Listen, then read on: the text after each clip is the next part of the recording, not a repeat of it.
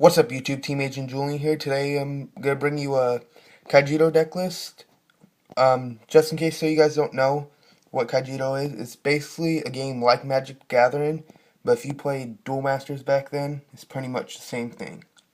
So, oh, I just did a Kajito Master Challenge a couple weeks ago, so this is the deck I played. Some changes were added after, so I'll explain that. So starting off, I run 3 Magnus Magnetizer, costing 1 mana to play.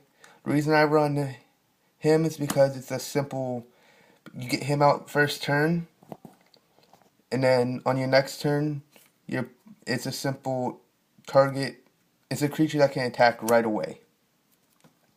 Next I run 2 Seagull Primary. What this does is it's a nature 2 spell. What it does is, when I cast it, I choose one of my creatures that gets plus 3,000 for that turn. But if I target a evolution creature, for that turn it gets plus 5,000. It would get plus 5,000 instead of the 3, and then it would break an additional shield. Next I run 3 copies of Luminous Shieldwing. This card is a pain in the butt to get. But what it does is, it has the effect known as Reconfigure, which means when it's destroyed, instead of it going to my graveyard or drop zone, it goes face down as a new shield. Next I run 2 Shimmering. His effect is Flashbang, which is when he dies, I tap one of my target creatures. And just for those who don't know what tap is, I just put it sideways. Next I run 3 Roddy Gale Night Guardian. It's an evolution creature, and in order for me to play this, I have to put it on top one of my enforcers. And mostly everything in this deck is an enforcer. And it's a blocker, and it's 45. So, next I run 2 Rain Cloud Kraken. Simple, it's a blocker for those attacks, and it's also an enforcer. Next is Safe Passage. What Safe Passage does is, I tap 3 mana, target 2 of my creatures, and they cannot be blocked, which means is, I cast it, target 2 of my creatures, and when they attack, my opponent cannot block or nothing. So the only way for you to stop them is if you get a shield blast off a broken shield. Alright, next I'm running 3 Shaman of the Vigil. What its effect is the evolution, so I put it on top one of my Beastkins or Enforcers, so either one. And then it has Packsworn, which gives all my creatures Protector, and what Protector does is, if one of my opponents would attack one of my creatures, instead of my creature dying, I can just tap another creature to block it. So it's the same as being a blocker, except it's only for creatures. And then it has In Spirit, which is at the end of each of my turns, I untap all my Enforcers and Beastkins. No, sorry, just all my Enforcers. Next is Bladeberry. What Bladeberry does is I tap 3, choose one of my opponent's creature, tap it, and it cannot stay in their next stand phase. Or I could target a creature that's already tapped and prevent it from standing next turn. Next is 3 Swordhorn. Just a 55k beater vanilla, really. And it's another target for an evolution.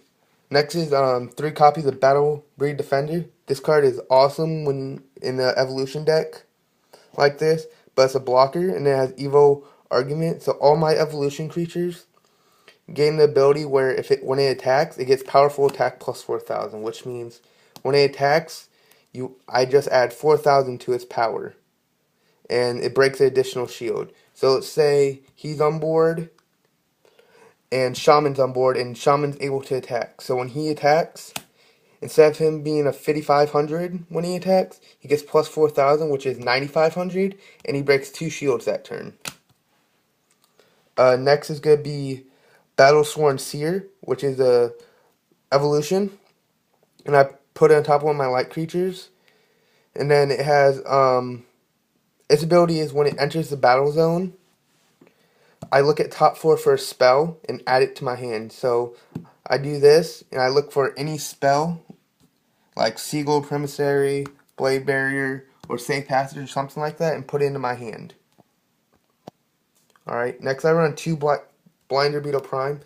This was a change I had because I only had one Blinder Beetle Prime, but I did play the one Prime. But after, since there's no point in me playing a Prime right now, until I get my second one, I just put two Blinder Beetles in instead. And what he does, he has Strobe Pulse, which is when he enters the battle zone, I choose one of my opponent's creatures and tap it. And then I have Containment Field, which is a Shield Blast.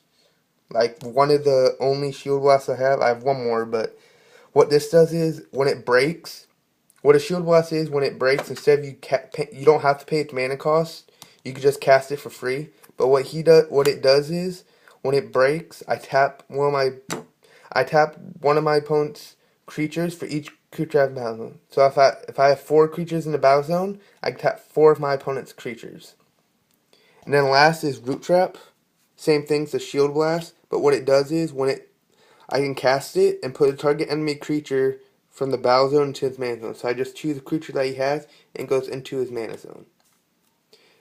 And I call this deck Shaman aggro. But thanks for watching. This is Team Asian out.